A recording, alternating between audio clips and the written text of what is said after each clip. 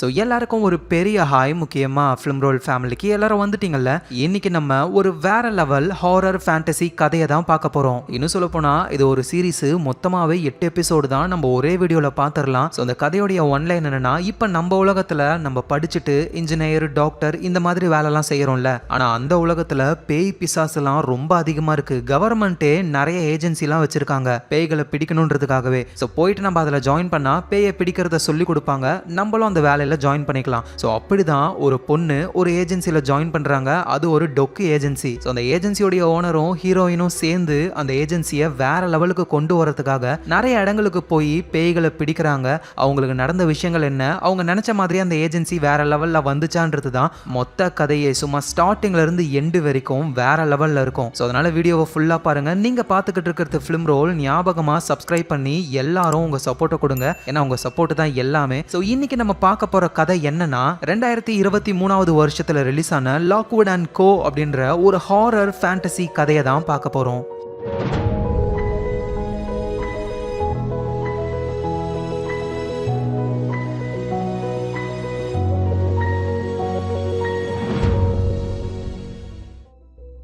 கதையோட ஆரம்பத்தில் ஒரு 2 பேர் டாக்ஸில இருந்து ஒரு வீட்டுக்கிட்ட இறங்குறாங்க. அவங்க கிட்ட இரும்பாலான ஷார்ப்பா இல்லாத ஒரு கத்தி இருக்கு. இன்னும் நிறைய திங்ஸ் எல்லாம் எடுத்துட்டு வராங்க. இவங்க கெட்டப்ப பார்த்துட்டு இவங்க ஏதோ சண்டை செய்யறதுக்கு தான் வராங்க அப்படின்னு நினைச்சா அதான் தப்பு. இவங்க பேய பிடிக்க வந்திருக்காங்க. ஸோ இந்த பொண்ணோட பேரு லூசி, இவரோட பேரு ஆந்தனி லாக்வுட். ஸோ இந்த ஆந்தனி இருக்கார்ல, அவரோட ஓன் ஏஜென்சி தான் இது லாக்வுட் அண்ட் கோ. ஸோ அதில் நம்ம லூசி வந்து கூட ஒர்க் பண்றாங்க.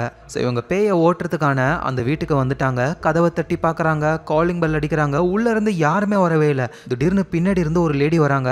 நான் தான் அந்த வீட்டோட ஓனர் அப்படின்னு சொல்ல, ஓனர்னா வெளியே சுத்திக்கிட்டு இருக்கீங்க, அது வந்து என் ஹஸ்பண்ட் எப்படி இறந்து போனாருன்றத நினைக்கும் பொழுதே எனக்கு இந்த வீட்டில் போக சுத்தமா பிடிக்கவே இல்லை. ஆமா, நீங்க ஏஜென்சியை சேர்ந்தவங்களா ரொம்ப சின்ன பசங்களா இருக்கீங்க. வயசை பார்க்காதீங்க மேடம், எங்க திறமையை பாருங்க. நாங்க government authorised agency Lockwood and co. நீங்க ஒன்றும் கவலைப்படாதீங்க, பேயை நாங்க பிடிக்கிறோம் அப்படின்னு வீட்டுக்குள்ள இவங்க போறாங்க. ஸோ வீட்டுக்குள்ள போன உடனேயுமே 2 பேருமே சடனா கண்ணை மூடிக்கிறாங்க.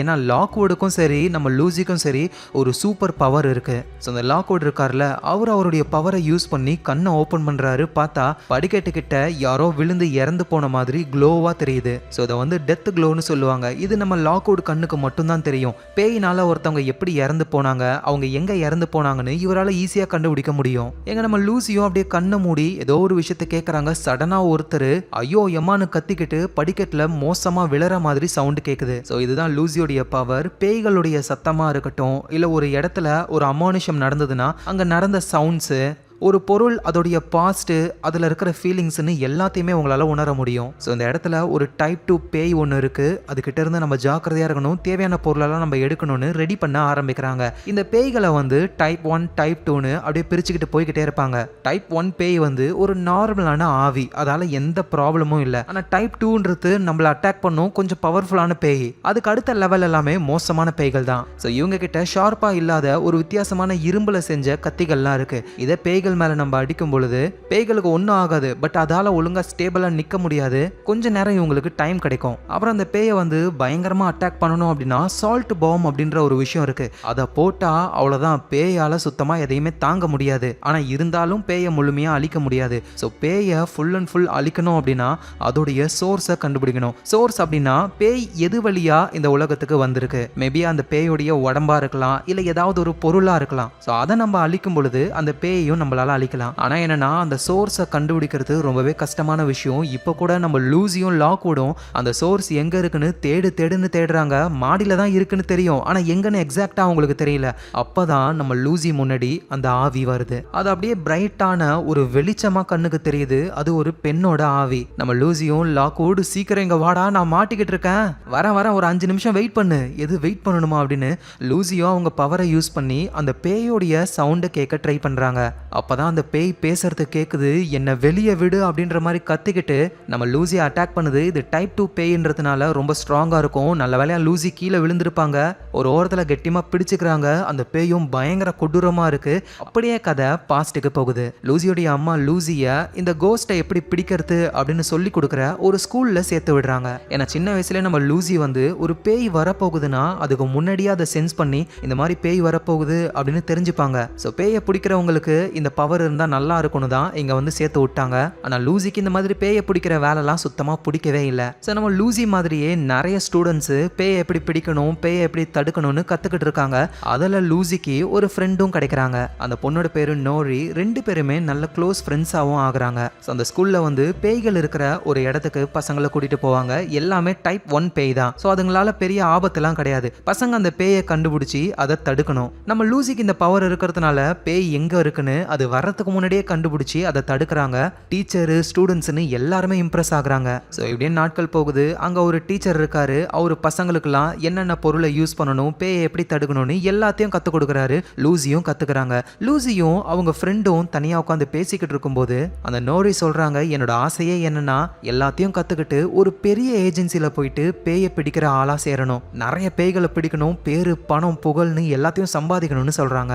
ஆனால் நம்ம லூசிக்கு அவ்வளோவா இதில் இன்ட்ரெஸ்ட் கிடையாது. ஸோ தொடர்ந்து கிளாஸ் போகுது. ஒரு நாள் டீச்சரு பசங்க எல்லாரையுமே ஒரு பால் அடைஞ்சு போன பில்டிங், அங்கேயும் டைப் 1 பேய்கள் தான் இருக்கு, போயிட்டு பிடிச்சிட்டு வாங்கன்னு சொல்லிட்டு இவர் வெளியே உட்காந்துக்கிறாரு. ஆனா உள்ள போனதுக்கு அப்புறம் நம்ம லூசி அவங்க பவரை யூஸ் பண்ணி சென்ஸ் பண்ணும் பொழுது உள்ள இருக்கிறது டைப் 1 பேய்கள் கிடையாது, ரொம்ப ஸ்ட்ராங்கான பேய்கள் அப்படின்னு புரிஞ்சுக்கிட்டு வெளியே வந்து டீச்சர் கிட்ட சொல்றாங்க.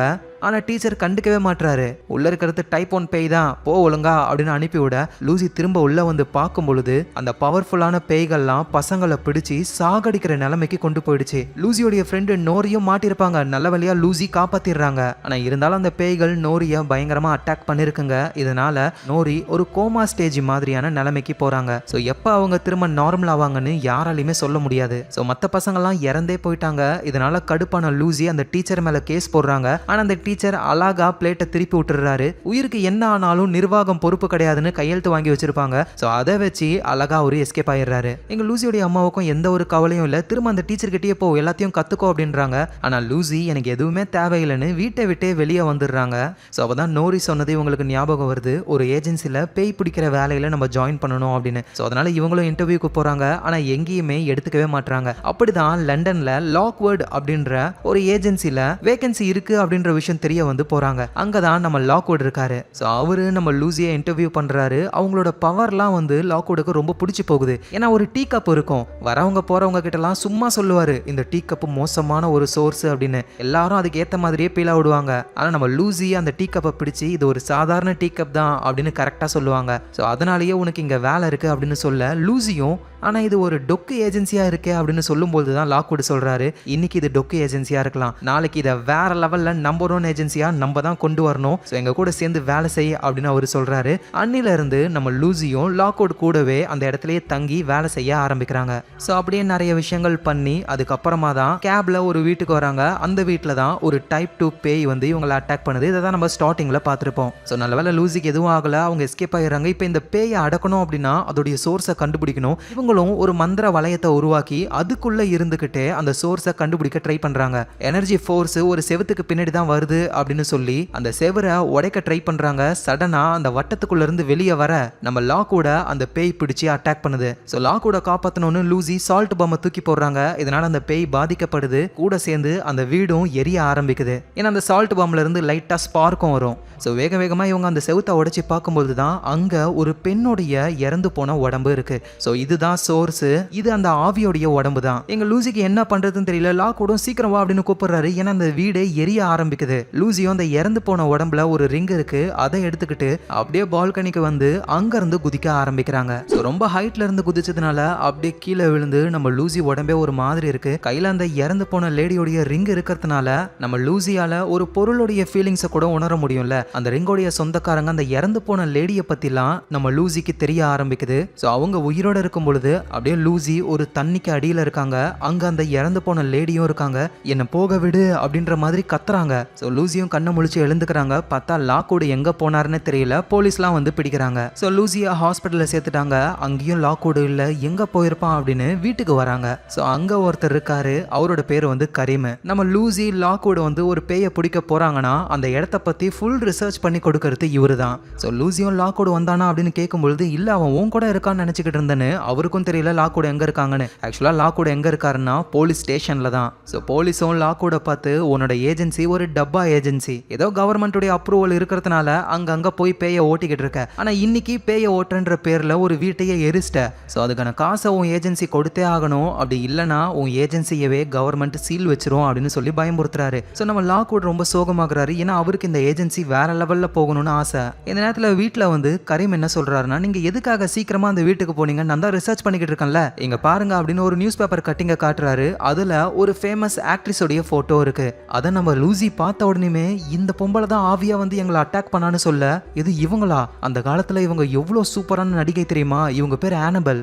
ஆனா என்ன மர்மமான முறையில இறந்து போயிட்டாங்க, அவங்க உடம்பு எங்க இருக்கு, எப்படி இறந்தாங்கன்னு ஒண்ணுமே யாருக்குமே தெரியாது. ஸோ இப்படின்னு இவங்க பேசிக்கிட்டு இருக்கும்போது நம்ம லாக்வுடும் வராரு. போலீஸ் ஸ்டேஷன்ல நடந்த எந்த ஒரு விஷயத்தையும் அவர் சொல்லவே இல்லை. ஸோ அதே மாதிரி தான் நம்ம லூசி அந்த இறந்து போன ஆனபெல்ன்ற ஆக்ட்ரஸோடைய மோதிரத்தை கொண்டு வந்திருப்பாங்க. அதையும் யாருக்கிட்டையும் இவங்களும் சொல்லலை. ஸோ நைட்டு எல்லாரும் தூங்கிக்கிட்டு இருக்காங்க. அந்த ஆனபெலுடைய ரிங்கில் இருந்து அப்படியே அவங்களோட ஆவி வெளியே வருது. ஸோ இந்த லூசியும் பார்த்துட்டு, இங்க பாரு உனக்கு நான் ஹெல்ப் பண்ணணும்னு நினைக்கிறேன், ப்ளீஸ் என்ன அட்டாக் பண்ணாத அப்படின்னு சொல்றாங்க. ஆனால் அந்த ஆனபெல் கோவமா லூசியை அட்டாக் பண்ண வர டக்குன்னு வேகமா ஓடி போயிட்டு நம்ம லாக்வுடையும் கரீமையும் எழுப்புறாங்க.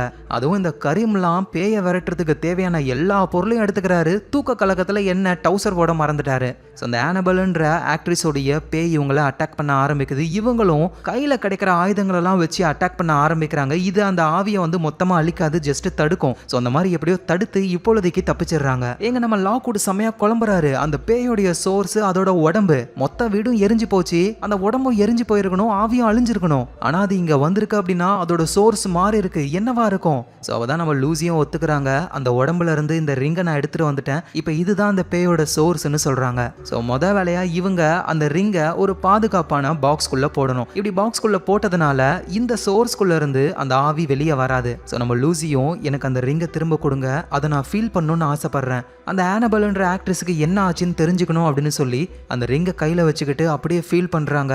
ஆனபெல்லாவே நம்ம லூசி மாறுறாங்க. யாரு கூடவோ அவங்க டான்ஸ் ஆடுற மாதிரியும் திடீர்னு அவங்க கழுத்தை யாரோ நெரிக்கிற மாதிரியும் தோணுது. ஸோ உடனே டக்குன்னு லூசியை திரும்ப பழைய நிலைமைக்கு கொண்டு வந்து அந்த ரிங்கை அந்த பாக்ஸ்குள்ள போட்டுடுறாங்க. ஸோ லூசியா என்ன சொல்றாங்கன்னா, அந்த ஆனபெல்லை யாரோ மர்மமான முறையில் கொலை பண்ணிருக்காங்க. ஸோ யாராலையுமே அதை கண்டுபிடிக்க முடியல, நம்ம கண்டுபிடிக்கலாம் அப்படின்னு லூசி சொல்ல நம்ம லாக்வுடுக்கும் இது ஒரு நல்ல ஐடியாவா தோணுது. ஏன் அப்படின்னா இப்போ ஒரு வீட்டை எரிச்சு விட்டு வந்துட்டாங்கல்ல, அதுக்கு பணம் கொடுக்கணும். இவங்களோட ஏஜென்சியும் ரொம்ப லோ லெவல்ல இருக்கு, யாருக்குமே தெரியவே இல்லை. ஸோ அதனால சால்வ் பண்ண முடியாத இந்த ஆனபெலுடைய கேஸை நம்ம சால்வ் பண்ணா நமக்கு நிறைய பணமும் கிடைக்கும், பேரு புகழ்னு ஏஜென்சியும் வேற லெவல்ல போகும்னு இந்த இன்வெஸ்டிகேஷன்ல இவங்க இறங்க ஆரம்பிக்கிறாங்க. ஸோ அந்த ஆனபெல் ஆக்ட்ரஸை பத்தின டீடைல்ஸ் எல்லாம் தேடி பார்க்கும்போது தான் அவங்க கூட நடிச்ச ஒரு கோ ஆக்டர் ஒருத்தர் ஆனபெல் காணாம போனதுக்கு அப்புறம் அவரை தான் விசாரிச்சிருக்காங்க. ஆனா எந்த ஒரு ஆதாரமும் இல்ல, அவர் வெளியே வந்துட்டாரு. மேபி இவருக்கும் இந்த கேஸுக்கும் ஏதாவது சம்பந்தம் இருக்கலாம் அப்படின்னு இவங்க யோசிக்கிறாங்க. ஸோ அப்பதான் இந்த ஆனபெல் வந்துட்டு வில்லியம் ஷேக்ஸ்பியருடைய ஒரு கதை டிராமா ஒன்று, அதுல வர ஒரு கேரக்டர் மாதிரியே வேஷம் போட்டிருக்காங்க.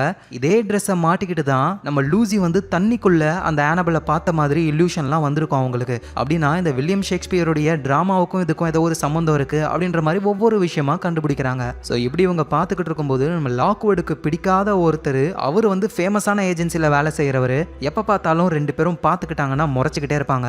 ஸோ அப்புறம் நம்ம லாக்வுட் என்ன பண்ணுறாருன்னா மீடியாவில் ஒரு பேட்டியவே கொடுத்துட்றாரு. இந்த மாதிரி யாராலையுமே கண்டுபிடிக்க முடியாத ஆனபெலுடைய டெத் மிஸ்ட்ரியை நாங்கள் கண்டுபிடிக்க போகிறோம் அப்படின்னு நம்ம லூசி கரீமோட பேரெல்லாம் சொல்கிறாரு.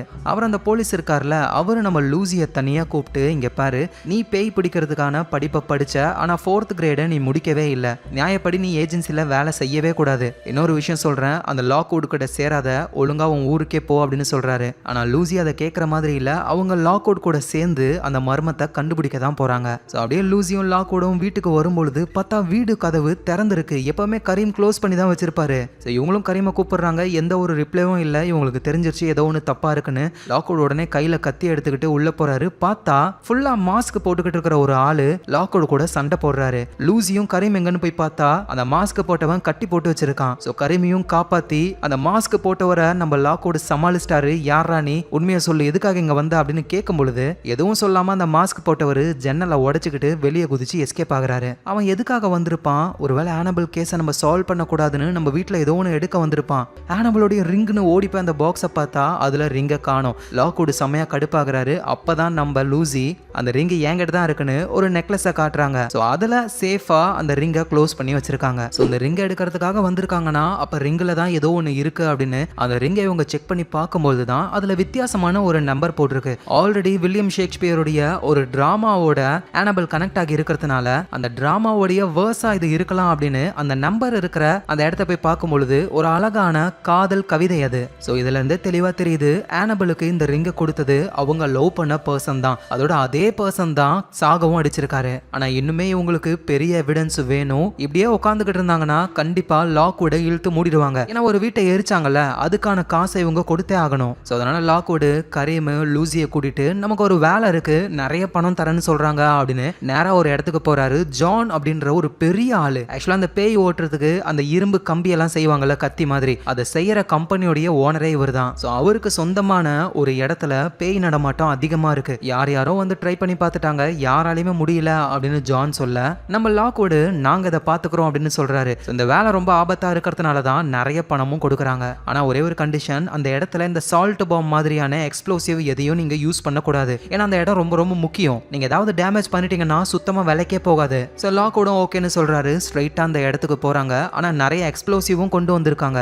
அந்த பெரிய ஆளு ஜானும் அவரோட ஆளுங்களும் என்ன பண்ணிருக்கீங்க, நீங்க எக்ஸ்ப்ளோசிவ் கொண்டு வரக்கூடாதுன்னு தானே சொன்னேன். ஐயோ சார் நாங்க மறந்துட்டோம், இந்தாங்க எடுத்துக்கோங்கன்னு எல்லாத்தையும் கொடுத்துடுறாங்க. ஆனா உண்மை என்னன்னா நம்ம லாக்வுட் சேஃப்டிக்காக ஒரு எக்ஸ்ப்ளோசிவை நைஸா உள்ள கொண்டு வந்துட்டாரு. ஸோ இவங்க 3 பேர் மட்டும் தான் உள்ள போறாங்க. அந்த இடம் பார்க்கவே வித்தியாசமா இருக்கு. அதோட 1 இல்ல 2 இல்ல நிறைய டைப் 2 பேய்கள் அந்த இடத்துல இருக்கிறதுனால மந்திர வளையத்தெல்லாம் உருவாக்கி அதுக்குள்ள அவங்க சேஃபா இருக்கணும்னு நினைக்கிறாங்க. ஸோ அந்த இடம் ஃபுல்லாவே அப்படியே ரத்தமா வருது. இந்த இடத்துல சோர்ஸ் எங்க இருக்குன்னே தெரியல.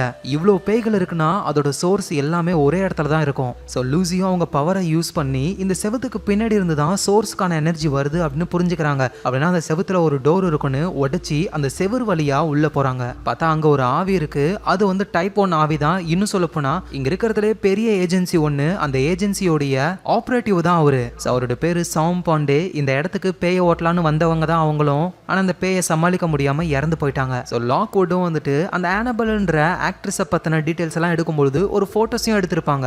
அந்த போட்டோவை பார்த்து ஷாக் ஆகுறாரு. மத்தவங்க கிட்டயும் காட்டுறாரு. பார்த்தா அந்த போட்டோல அந்த ஆனபலுக்கு பின்னாடி இப்ப இவங்களை இந்த இடத்துக்கு அனுப்பினார்ல ஜான், இந்த இடத்துடைய ஓனர், அவரும் இருக்காரு. ஒருவேளை அவரு தான் ஆனபலுடைய லவ்வரா இருந்திருக்கணும். அவரு தான் கொலையும் பண்ணிருக்கணும். இந்த கேஸை நம்ம விசாரிக்கிறதுனால நம்மள இந்த இடத்துக்கு கொண்டு வந்து காலி பண்ண ட்ரை பண்ணிருக்காருன்னு புரிஞ்சுக்கிறாங்க. ஸோ சடனா இங்க இருக்கிற ஆவிகள் இந்த 3 பேரையும் கொல்ல ஆரம்பிக்குது. என்ன பண்றதுன்னே தெரியல. அந்த ஆவிகளை நம்ம லூசி ஃபீல் பண்ணவும் ஆரம்பிக்கிறாங்க. அப்படியே ஒரு கிணத்து மேல ஏறி நிக்க லாக்வுடும் கரீமும் காப்பாத்துறாங்க. ஸோ லூசியும் ஒரு விஷயம் சொல்றாங்க, இங்க இருக்கிற எல்லா பேய்களுடைய சோர்ஸும் இந்த கிணத்துக்குள்ளதான் இருக்கு. அந்த பேய்களுடைய டெட் பாடி இங்க தான் இருக்குன்னு சொல்ல நம்ம லாக்வுட் அவரு கொண்டு வந்த அந்த எக்ஸ்ப்ளோசிவை கிணத்துக்குள்ள தூக்கி போட ஒரு பெரிய பிளாஸ்ட் ஆகி எல்லா சோர்ஸும் அழிஞ்சு பேய்களும் அழிஞ்சு போகுதுங்க. ஸோ எப்படியோ தப்பிச்சிட்டோம் அப்படின்னு வெளியே வரலான்னு பார்க்கும் பொழுது அந்த ஜானு கையில கன் எடுத்துக்கிட்டு லாக்வுட் லூசி கரீமை பிடிக்கிறாரு. லாக்வுடும் நீ தான் ஆனபலுடைய லவ்வர்னு எங்களுக்கு தெரியும், நீ தான் கொன்ன, உண்மையை ஒத்துக்கோ அப்படின்னு சொல்ல ஆமாண்டா நான் தாண்டா கொன்னேன், இப்போ என்ன அதுக்கு, இப்போ உங்ககிட்ட இருக்கிற ஒரே ஆதாரம் நான் கொடுத்த அந்த ரிங்கு மட்டும்தான், ஒழுங்கா அதை கொடுத்துருங்க இல்லைனா இப்பயே போட்டு தள்ளிடுவேன்னு சொல்ல நம்ம லூசியும் அவங்களுடைய நெக்லஸ்ல தானே இருக்கு அந்த ரிங்கு, அதை எடுத்து கொடுக்குற மாதிரியே வந்து ஆனபல் இவன் தான் உன்னை கொன்னது, பழி வாங்கிக்கோ அப்படின்னு ரிங்கை மேலே தூக்கி போட அந்த ரிங்கு ஒரு சோர்ஸ் தானே, அந்த சோர்ஸ்ல இருந்து ஆனபலுடைய ஆவி வருது. உடனே அந்த ஜான்ன்றவரும் ஒரு காகுல்ஸ் இருக்கும், அது மூலியமா பேயை பார்க்க முடியும், அதை மாட்டிக்கிறாரு. ஆனபலோட ஆவி ஜானுடைய உடம்புக்குள்ள வந்து அப்படியே அவரை உள்ளுக்குள்ள இருந்தே சாகடிக்குது. அவர் அங்கேயே இறந்து போறாரு. ஸோ அந்த இடத்துக்கு அந்த போலீஸ் ஆஃபீஸர் அவரோட ஆளுங்களோட வராரு. எல்லாரையும் பிடிக்கிறாங்க. லாக்வுட் எல்லாம் அரெஸ்ட்லாம் பண்ணல. ஆனா இந்த விஷயத்தை பத்தி வெளியே சொல்லக்கூடாதுன்னு சொல்றாங்க. அதாவது இந்த ஆனபல் இறந்து போன விஷயம் மர்மமா தான் இருக்கணும், அது வெளியே தெரியக்கூடாதான். ஸோ அதுக்காக நம்ம லாக்வுட் பணம் தரணும்ல, வீட்டை எரிச்சாரே அந்த பணம் கொடுக்க தேவையில்லை. அதோட நம்ம லூசி 4th கிரேடு முடிச்ச மாதிரி சர்டிபிகேட் எல்லாம் கொடுக்குறாங்க. இதுக்கப்புறம் லூசி தைரியமா வேலை பார்க்கலாம். இதெல்லாம் ஏன் பண்றாங்கன்னா இவங்க வாயை திறந்து விஷயத்தை வெளியே சொல்லக்கூடாதுன்னு. ஸோ இவங்க அந்த இடத்துல இருக்கிற பேயெல்லாம் அழிச்சதுனால அந்த இடத்துல இருக்கிற மற்ற டெட் பாடிஸ் அந்த பெரிய ஏஜென்சில வேலை செஞ்ச சாம் பாண்டேன்னு இருக்கார்ல, அவரோட உடம்பு கிடைச்சி ஃபியூனரலை பண்றாங்க. ஸோ அதுக்கு லாக்வுட் லூசி கரீம் போறாங்க. அப்போ ஒரு லேடியை பார்க்குறாங்க. ஆக்சுவலாக அந்த பெரிய ஏஜென்சியோட பேர் வந்து ஃபிட்டஸ் ஏஜென்சி. அந்த ஏஜென்சியோடைய ஓனர் லேடியே இவங்க தான். எங்க ஏஜென்சியில் வேலை செஞ்ச முக்கியமான ஒரு ஆளில் ஒருத்தர் தான் சாம் பாண்டே. அவரோட உடம்பு கிடைச்சதுக்கு நீங்க தான் காரணம், நல்ல வேலை பார்த்தீங்க, உங்களை பத்தி நான் கேள்விப்பட்டிருக்கேன் அப்படின்னு சொல்லிட்டு அவங்க போறாங்க. இங்கே உங்களுக்கு ஷாக்கு. ஏன்னா அவ்வளோ பெரிய ஏஜென்சியை சேர்ந்த அந்த ஓனர் லேடிக்கு இவங்களை பத்தி தெரிஞ்சிருக்கே அப்படின்னு ரொம்ப சந்தோஷப்படுறாங்க இவங்க. அந்த ஜான் வந்து அந்த பேய்களை பார்க்கறதுக்கு ஒரு காகுல்ஸை யூஸ் பண்ணார்ல, அந்த காகுல்ஸை நம்ம ஆளுங்க எடுத்துட்டு வந்துடுறாங்க. ஸோ லூசி அந்த காகுல்ஸை பேஸ்மெண்ட்ல வைக்கலான்னு போகும்பொழுது திடீர்னு ஒரு மோசமான சவுண்டு. ஸோ என்னடான்னு லாக்வுட்டும் கரீமும் வந்து பார்க்கும்பொழுது லூசி மயக்கத்துல இருக்காங்க. ஸோ அப்புறம் ரொம்ப நேரம் தூங்கி இப்பதான் கண்ணை முழிச்சு எழுந்திருக்காங்க. அவங்களுக்கு என்ன ஆச்சுன்னு எதுவும் ஞாபகத்திலேயே இல்ல. கரெக்டா அப்பதான் இவங்க இடத்துக்கு ஒரு கிளைண்ட் வந்திருக்காங்க.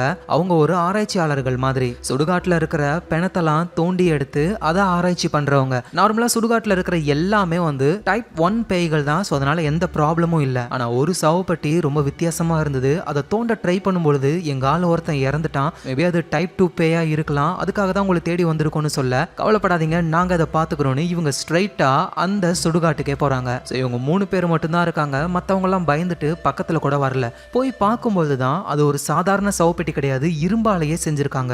ஸோ இரும்புன்ற பொருள் வந்து ஆவிகளை தடுத்து நிறுத்தும். ஸோ அப்படின்னா இதுக்குள்ள இருக்கிற ஆவி வெளியவே வரக்கூடாதுன்னு பண்ணிருக்காங்க அப்படின்றத புரிஞ்சுக்கிறாங்க. ஆனா இதை தோண்ட ட்ரை பண்ணும் பொழுது ஒரு ஓட்டை போட்டாங்க போல, அதுல இருந்து அந்த ஆவியோடைய எனர்ஜி வெளியே வர ஆரம்பிக்குது. எங்க நம்ம லூசிக்கும் அப்படியே தலைலாம் ஒரு மாதிரி சுத்துது. கத்தி எடுத்து அவங்க கையை அவங்களே கிழிக்க ஆரம்பிக்கிறாங்க.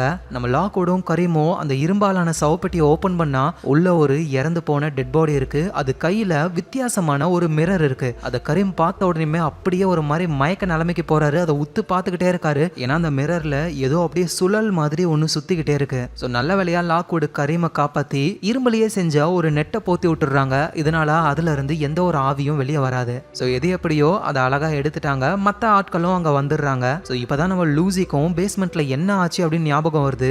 அந்த பேஸ்மெண்ட்ல நிறைய ஆவி சம்பந்தப்பட்ட பொருள்லாம் இருக்கும். அப்படி ஒரு டப்பாக்குள்ள ஒரு மண்டவோடு ஒன்று இருக்கும். அது நம்ம லூசியை பார்த்து பேசுது. லூசி இங்க வா அப்படின்ற மாதிரி. ஸோ இதை நினைச்சு லூசி ஒரு குழப்பத்துல இருக்காங்க.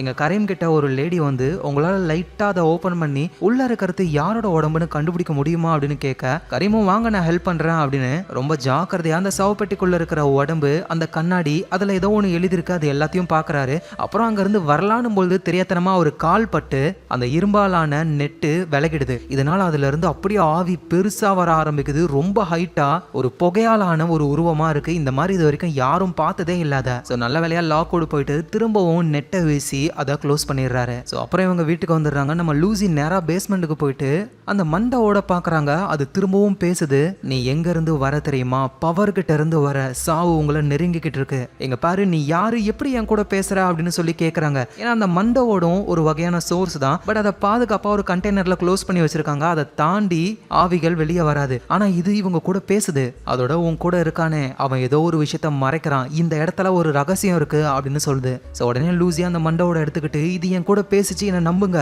லாக்வுட் இந்த வீட்டில் நீ ஏதோ ஒரு ரகசியத்தை ஒளிச்சு வச்சிருக்குன்னு சொல்லுது அப்படின்னு சொல்ல லாக்வுடோடைய முகமே ஒரு மாதிரி மாறுது. ஆக்சுவலா இந்த வீட்டில் ஒரு ரூம் இருக்கு. அந்த ரூம்குள்ள யாரும் போகக்கூடாதுன்னு லாக்வுட் தடுத்து வச்சிருக்காரு. அந்த ரூம்குள்ள என்ன இருக்கு அப்படின்னு சொல்லி இவங்க கேட்க லாக்வுட் திட்டிடுறாரு. இதனால லூசி சோகமா அவங்க ரூமுக்கு போயிட்டு சில டேப் எடுத்து பிளே பண்ணி பார்க்கறாங்க.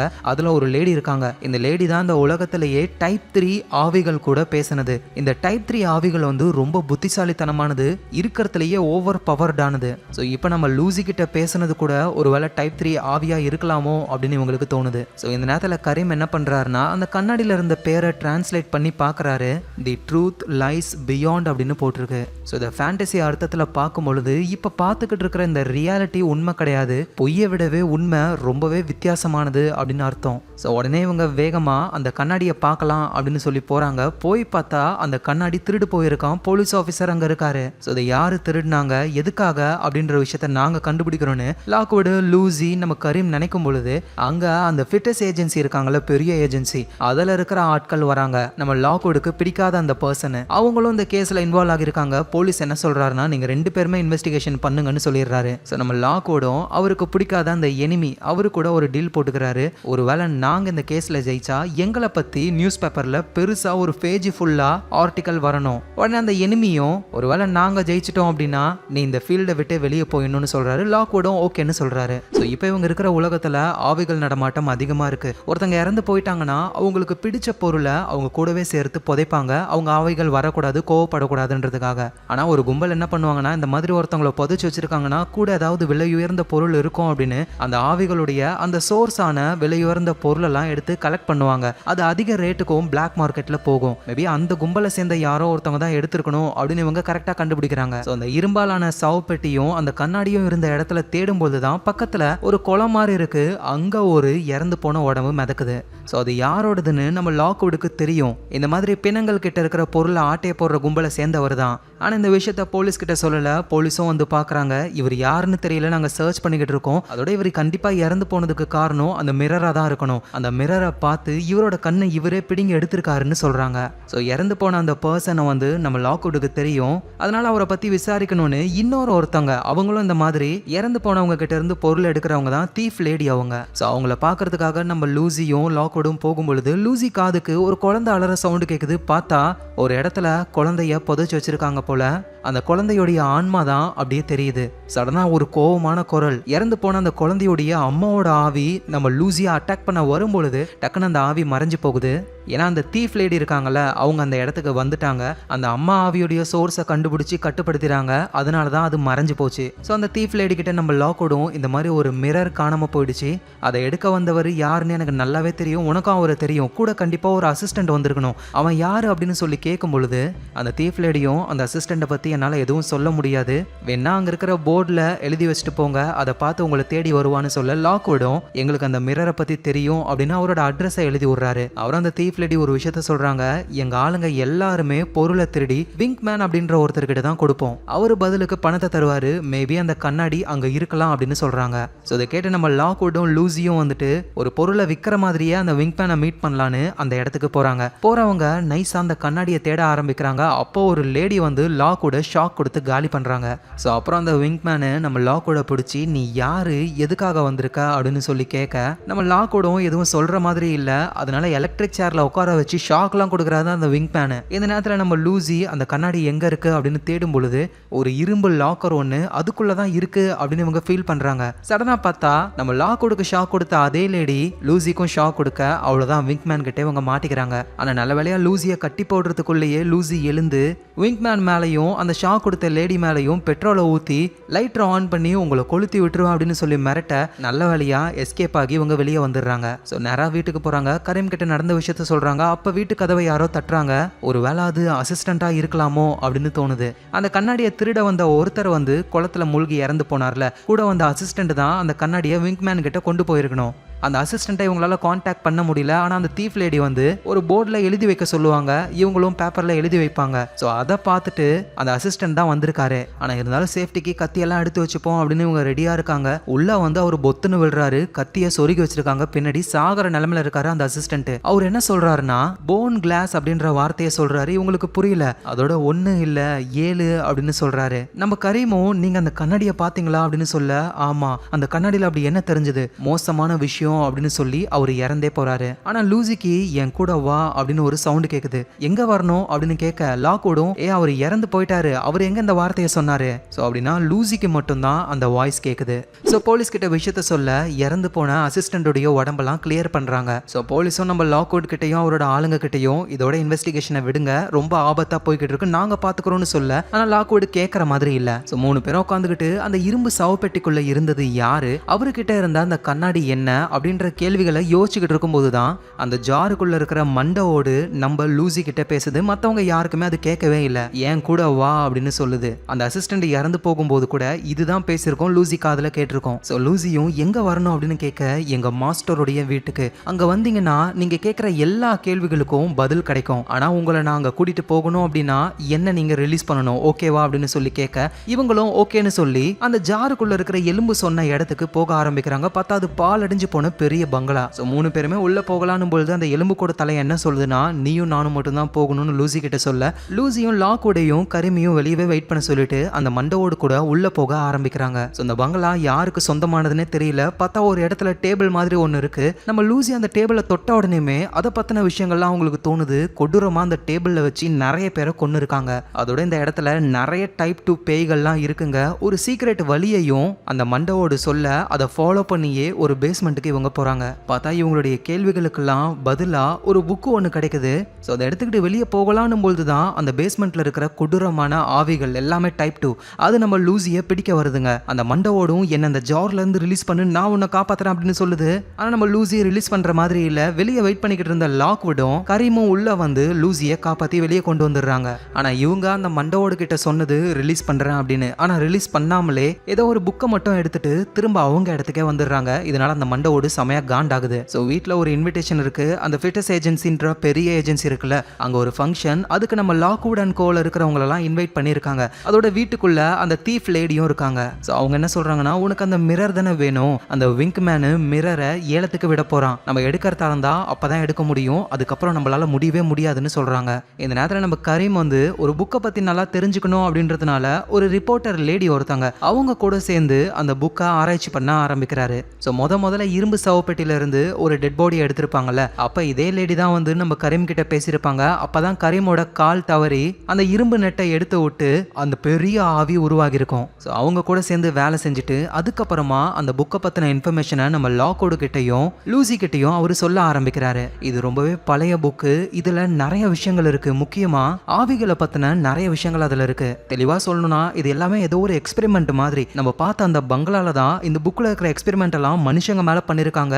அவ்வளோ பேர் இறந்து போய் அந்த இடத்துலயே ஆவிகளா ஆகிருக்காங்க. அதோட இந்த புக்ல அந்த மிரரும் இருக்கு. அதை சுத்தி 7 எலும்புகள் இருக்கு. அந்த அசிஸ்டன்ட் சாகிறதுக்கு முன்னாடி கூட 1 இல்ல 7ன்னு சொல்லியிருப்பாரு. அவர் அந்த எலும்பை சொன்னாரா இல்ல இந்த மிரரை சொன்னாரான்னு தெளிவா புரியல. இன்னும் நான் கொஞ்சம் டைம் எடுத்து பண்ணாதான் என்னால எல்லாத்தையும் தெரிஞ்சுக்க முடியும். சரி ஓகே, அந்த பங்களா யாரோடது அப்படின்னு இவங்க சர்ச் பண்ணி பார்க்கும்போது தான் எட்மண்ட் அப்படின்ற ஒருத்தருது. முன்னாடி ஒரு சுடுகாட்டுல இருந்து ஒரு இரும்பாலான சவப்பெட்டிக்குள்ள இருந்து ஒரு உடம்பு எடுத்தாங்கல்ல, ஒரு பெரிய கிளவுட் மாதிரி ஆவி வந்தது. அவர் தான் எட்மண்ட். அந்த சுடுகாடே அவருக்கு சொந்தமானது தான். அப்படின்னா அந்த எட்மண்ட் தான் இந்த ஆராய்ச்சிகள் எல்லாம் பண்ணிருக்காரு. அந்த எட்மண்டோடைய வீட்டுல நிறைய மீட்டிங்லாம் நடக்கும். அந்த மீட்டிங்ல இருந்த ஒரு லேடி ஒருத்தங்க திடீர்னு காணாம போயிட்டாங்க. 10 வருஷம் கழிச்சு அந்த லேடி பைத்தியமா தான் இருந்தாங்களாம். அந்த லேடி கொடுத்த வாக்குமூலம் ஒண்ணு இருக்கு. மேபி அது நம்ம கிட்ட இருந்ததுன்னா உண்மையிலேயே அங்க என்ன ஆராய்ச்சி நடந்ததுன்னு தெரிஞ்சுக்கலாம். அந்த வாக்குமூலம் பேப்பர் டாக்குமெண்டா ஃபிட்டஸ் ஏஜென்சில இருக்கு. எப்படி எடுக்கிறதுன்னு யோசிக்கும் போதுதான் ஃபிட்டஸ் ஏஜென்சி கிட்ட இருந்து இவங்களுக்கு ஒரு இன்விடேஷன் வந்ததுல அந்த ஃபங்க்ஷனுக்கு போயிட்டு நைஸா அதை எடுத்துட்டு வந்துடலான்னு பிளான போடுறாங்க. ஸோ அதே மாதிரி நம்ம லூசியும் லாக்வுடும் அந்த ஃபங்க்ஷனுக்கு போறாங்க.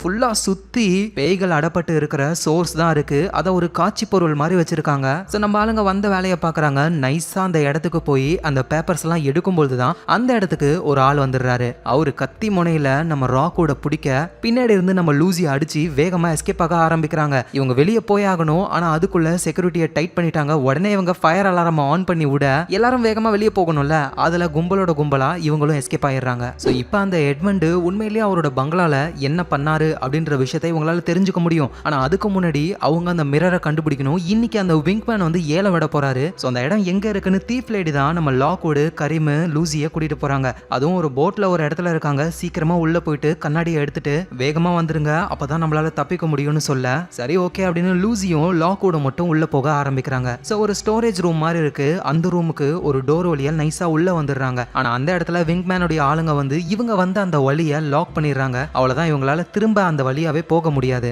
ஸோ வந்து அந்த விங்மேனுடைய ஆளுங்கள்ல ஒருத்தர் என்ன பண்றாருன்னா, டே நீ வெளியே போ, நான் பின்னாடி வரேன் அப்படின்னு சொல்லி ஒருத்தர் அனுப்பிட்டு உள்ள இருக்கிறது யாரா இருந்தாலும் ஒழுங்கு மரியாதையா வந்துருங்க அப்படின்னு மிரட்ட நம்ம ஆளுங்களுக்கு வேற வழி இல்ல, 2 பேரும் சரண்டர் ஆகுறாங்க. ஸோ 2 பேரும் எதுக்காக வந்திருக்கீங்கன்னு கேட்கும் பொழுது நாங்க மிரர் எடுக்க வந்திருக்கோம், நானும் அதுக்கு தான் வந்திருக்கேன், நான் ஒரு சீக்ரெட் ஏஜென்ட், மிரர் எடுக்கிற வேலையை நான் பாத்துக்கிறேன், நீங்க இங்க இருந்து சேஃபா போங்க, புரியுதா? நீங்க போன வழியில இப்ப செக்யூரிட்டி ஆளுங்க இருக்காங்க, நான் உங்களை கூட்டிட்டு வேற சைடு போறேன், அந்த கேப்ல தப்பிச்சு போங்க அப்படின்னு சீக்ரெட் ஏஜென்ட் அங்க இருந்து போயிடுறாரு. ஆனா லாக்வுட் கேட்கற மாதிரியே இல்ல, அவரு இங்கே தான் இருக்காரு. ஸோ ஒரு வித்தியாசமான ட்ரெஸ் இருக்கு. அந்த ட்ரெஸ்ஸை நம்ம லாக்வுடும் லூசியும் போட்டுக்கிறாங்க.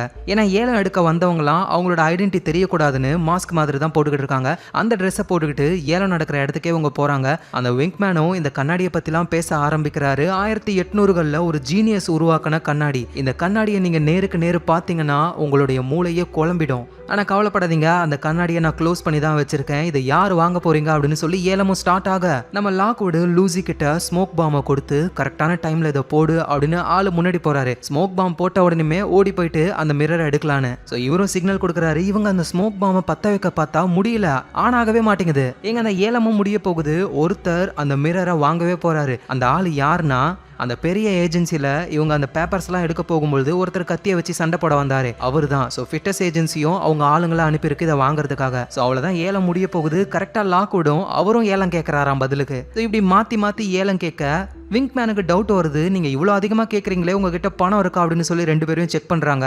ஃபிட்டஸ் ஏஜென்சியை சேர்ந்த அந்த அடியாளுக்கு பணம் இருக்கு, நோ ப்ராப்ளம். ஆனா நம்ம ஆளுக்கு ஒத்த பைசா இல்ல, பிடிச்சி போட்டுறாங்க. நல்ல வேலையா இந்த நேரத்துல தான் ஸ்மோக் குண்டு ஆன் ஆகி அதை தூக்கி போட எல்லாரும் தெரிச்சு ஓடுறாங்க. நம்ம லாக்வுட் அந்த மிரரை எடுத்துக்கிட்டு வேகமா அங்க இருந்து எஸ்கேப் ஆக விங்க்மேனும் அவரோட ஆளுங்களும் பிடிச்சிடுறாங்க. ஸோ லாக்வுடாலையும் லூசியாலையும் தப்பிக்க முடியல, ஏன்னா டோர் லாக்ல இருக்கு. விங்க்மேனும் அந்த சீக்ரெட் ஏஜென்ட் இருக்கார்ல, அவரு ஏன் நம்ம ஆளுங்களை கொல்றதுக்கு அனுப்புறாரு, ஏன்னா இவர் சீக்ரெட் ஏஜென்ட்னு விங்க்மேனுக்கு தெரியாது. ஸோ சீக்ரெட் ஏஜென்ட்டும் நம்ம லூசியையும் லாக்வுடையும் அட்டாக் பண்ற மாதிரியே வந்து அந்த லாக்கை உடைச்சு விட்டு அவங்கள தப்பிக்க விடுறாரு. விங்க்மேனையும் தடுக்கிறாரு. நீ ஒரு துரோகியாடா, நல்ல வேலை இப்பவாவது தெரிஞ்சதே, இவனை போட்டு தள்ளுங்கடான்னு சீக்ரெட் ஏஜென்ட்டை போட்டு தள்ளுறாங்க. இந்த கேப்ல இவங்க வேகமா ஓடி வந்து அந்த மிரரை தண்ணிக்குள்ள தூக்கி விசிறடிக்க அதை போட்ல இருக்கிற அந்த தீஃப் லேடியும் நம்ம கரீமும் எடுத்துக்கிட்டு வேகமா போலீஸ் ஸ்டேஷனுக்கு போறாங்க. அந்த ஃபிட்டஸ் ஏஜென்சியோடைய அடியாளு ஒருத்தர், அவரு லாக்வுட் கிட்டையும் நம்ம லூசி கிட்டையும் சண்டை போட ட்ரை பண்ண அவர்கிட்ட இருந்து எஸ்கேப் ஆகி இவங்களும் வந்துடுறாங்க. ஸோ போலீஸ் ஸ்டேஷனுக்கு நம்ம கரீம் வந்துடுறாரு. தீஃப் லேடியும் நானே ஒரு திருடி, உள்ள வந்தா என்ன பிடிச்சி போட்டுருவாங்கன்னு அவங்க போயிடுறாங்க. ஸோ கரீம் அந்த மிரரை போலீஸ் கிட்ட கொடுப்பாருன்னு பார்த்தா அதை எடுத்துக்கிட்டு அவரு வேற எங்கேயோ போறாரு. எங்க நம்ம லூசியும் லாக்வுடும் அவங்க அந்த ஃபிட்டஸ் ஏஜென்சில இருந்து கொண்டு வந்த அந்த லேடியோடைய வாக்குமூலத்தை பாக்குறாங்க. ஆக்சுவலா அந்த மிரர் இருக்குல்ல, அதோட பேரு போன் கிளாஸ். அதை உருவாக்குனது அந்த எட்மண்ட்ன்றவர் தான். ஒரு 7 பேருடைய எலும்புகளால தான் அதை செஞ்சிருக்காராம். ஸோ அந்த 7 பேரோட ஆவியோடைய சக்தி அந்த கிளாஸுக்கு இருக்கு. ஸோ எட்மண்ட் என்ன நினைச்சாருன்னா, இந்த கண்ணாடியை பார்க்கும் பொழுது ஒரு மனுஷனுக்கு ரொம்பவே அட்வான்ஸ்டான இன்டெலிஜென்ட் கிடைக்கும் அப்படின்னு நினைச்சாரு. ஸோ அதுக்காக அதை நிறைய பேரை வச்சு டெஸ்ட் பண்ணி பார்த்தாரு. ஆனா எல்லாருமே பைத்தியமாகி இறந்து தான் போனாங்களே. ஸோ இந்த விஷயத்தை தான் அவரோட பங்களால தொடர்ந்து அவர் பண்ணியிருக்காரு.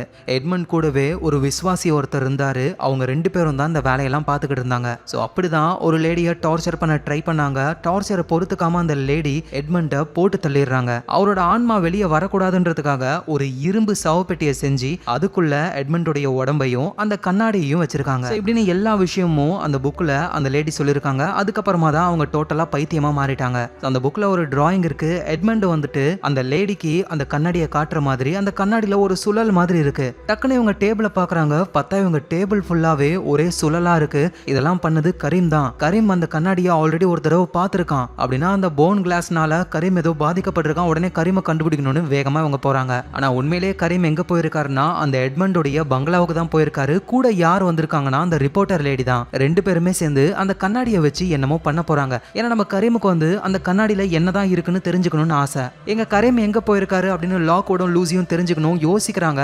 அப்பதான் அந்த மண்டவோட தலை சொல்லுது, என் முதலாளியுடைய வீட்டுக்கு தான் அவங்க போயிருக்காங்க அப்படின்னு சொல்ல இவங்களுக்கு ஷாக்கு. அப்படின்னா அந்த எட்மண்டோடைய விசுவாசி வந்து இந்த மண்டவோட தலையன் தான். சரி ஓகேன்னு அந்த மண்டவோடையும் எடுத்துக்கிட்டு வேகமா அந்த இடத்துக்கு போக ஆரம்பிக்கிறாங்க. ஆனா அங்க ஆல்ரெடி நம்ம லாக்வுடோடைய எனிமி அவரு வராரு. உடனே அந்த ரிப்போர்ட்டர் லேடி பிடிச்சி இவன் நம்மள ஃபாலோ பண்ணி வந்திருக்கான் அப்படின்னு அவரை கட்டி போடுறாங்க. அவர் அந்த இடத்துக்கு எட்மண்டோடைய அந்த டெட் பாடியையும் கொண்டு வந்திருக்காங்க. அவரை கட்டி போட்டு வச்சிருக்காங்கல்ல, அவருக்கு முன்னாடி அந்த கண்ணாடியை வைக்கிறாங்க.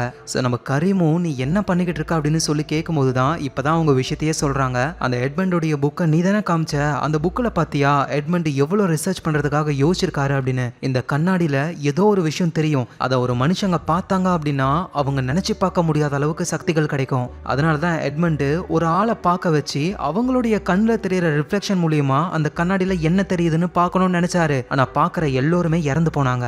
ஏன்னா எட்மண்ட் ஒரு தப்பு பண்ணிட்டாரு. யாராலலாம் பேயை பார்க்க முடியுமோ, இப்ப ஏஜென்சில வேலை செய்யறீங்களே உங்களை மாதிரி ஆட்களால மட்டும்தான் அந்த கண்ணாடிக்குள்ள என்ன தெரியுதுன்னு பார்க்க முடியும். ஆனா அதை பார்க்கறவங்க எப்படியா இருந்தாலும் இறந்து தான் போவாங்க. ஆனா அந்த ரிஃப்ளெக்ஷனை நம்ம பார்க்கும் பொழுது அந்த விஷயத்தை தெரிஞ்சுக்கலாம், நமக்கு எல்லாமே கிடைக்கும் அப்படின்னு சொல்றாங்க. இவதான் கரீமும் புரிஞ்சுக்கிறாரு. இப்ப இவன் வந்தான் பிடிச்சி வச்சிருக்க, அப்ப இவன் வரலனா நீ என்ன தானே பிடிச்சி வச்சிருப்ப. ஐயோ அப்படிலாம் கிடையாது கரீம்னு இவங்க அப்படியே பேச்சு போட ட்ரை பண்றாங்க. அப்பதான் அந்த எனிமியாலும் சொல்றாரு, எனக்கு பேயை பார்க்குற சக்திலாம் கிடையாது, அது என்னை விட்டு போயிடுச்சு அப்படின்னு சொல்றாரு. ஓ அப்படியா, அப்பனா நீ எனக்கு வேலைக்கு ஆக மாட்டா அப்படின்னு ஒரு கத்தி எடுத்து கொலை பண்ணலான்னு வரும்போது தான் கரீம் நோட் பண்றாரு. இதே மாதிரி ஒரு கத்தியால தான் அந்த அசிஸ்டண்ட்டை பின்னாடி பின்னாடி இருந்து யாரோ குத்திருப்பாங்க. சோ அப்படின்னா இதை பண்ணது நீதான் அப்படின்னு கரீம் புரிஞ்சுக்கிறாரு. ஆனா அந்த கேப்லயே அந்த ரிப்போர்ட்டர் லேடி கரீமை பிடிச்சிடுறாங்க. இப்ப கரீமை அந்த மிரரை பார்க்க வச்சு அவரோட கண்ணில் தெரியுற ரிஃப்ளெக்ஷன் மூலியமா அந்த மிரருடைய சக்தி அடைய ட்ரை பண்றாங்க. இந்த நேரத்துல நம்ம லாக்வுடும் லூசியும் அந்த இடத்துக்கு வந்துடுறாங்க. பார்த்தா நம்ம லாக்வுட் கூடவே சேர்ந்து இந்த கேஸை ஆராய்ச்சி பண்ற அந்த எனிமியோடைய ஃப்ரெண்ட்ஸும் வந்துடுறாங்க. அதோட அந்த விங்க்மேன் இருக்கார்ல அவரும் ஆட்களோட வந்திருக்காரு. இப்ப இவங்கள சமாளிச்சே ஆகணும். ஸோ லூசி மட்டும் அந்த மண்டவோட தலையனை எடுத்துக்கிட்டு அந்த பங்களாக்குள்ள போக ஆரம்பிக்கிறாங்க. மீதி இருக்கிறவங்க விங்க்மேன் கூட சண்டை போடுறாங்க. ஸோ இந்த நேரத்தில் லூசி பேஸ்மெண்ட்குள்ள போயிட்டு கரீமை பிடிச்சி வச்சிருக்கிற அந்த ரிப்போர்ட்டர் லேடின்னு எல்லாத்தையுமே பாக்குறாங்க. நம்ம லாக்வுடும் விங்க்மேனை சமாளிக்க முடியாம என்ன பண்றாருன்னா அங்க இருக்கிற பேய்களை கிளப்பி விட ஸோ அந்த ஆட்கள் பேய்கள் கிட்ட மாட்டிக்கிட்டு முழிக்கிறாங்க. இந்த கேப்ல நம்ம லாக்வுட் லூசிக்கு ஹெல்ப் பண்ணலான்னு பங்களாக்குள்ள வரும்போது தான் அங்க அந்த ஃபிட்னஸ் ஏஜென்சியை சேர்ந்த அடியாள் இருக்காரு. பாவண்டா லாக்வுட், நீனு உன்னோட அப்பா அம்மா எப்படி இறந்து போனாங்களோ அதே மாதிரிதான் சாக போறா அப்படின்னு ஷூட் பண்ண அப்படியே லாக்வுட் அந்த பேஸ்மெண்ட் குள்ள வந்து விழறாரு. சோ அப்புறம் அந்த அடியாள் அங்க இருந்து போயிடுறாரு. கீழே அந்த ரிப்போர்ட்டர் லேடி அந்த மிரரை பக்காவா ரெடி பண்ணி வச்சுட்டாங்க.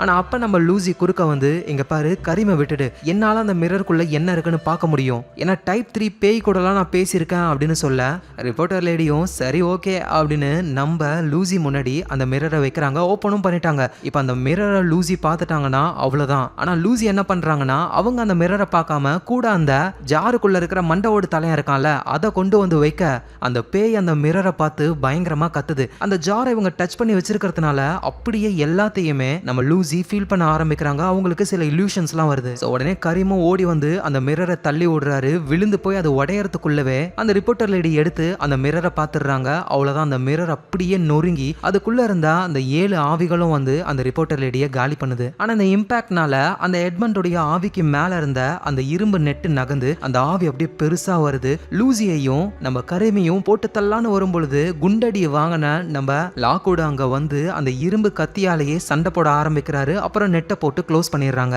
ஸோ ஒரு வழியா எல்லா ப்ராப்ளமும் முடிஞ்சது. போலீஸும் அந்த இடத்துக்கு வந்து எல்லாத்தையும் கலெக்ட் பண்ண ஆரம்பிக்கிறாங்க. இந்த கேஸை ஒரு வழியா க்ளோஸ் பண்ணிட்டாங்க. எல்லாத்துக்கும் காரணம் அந்த ரிப்போர்ட்டர் லேடி தான். ஆனா அந்த இடத்துக்கு ஃபிட்னஸ் ஏஜென்சியோடைய அந்த அடியாலும் அப்புறம் அந்த ஓனர் லேடியும் வராங்க.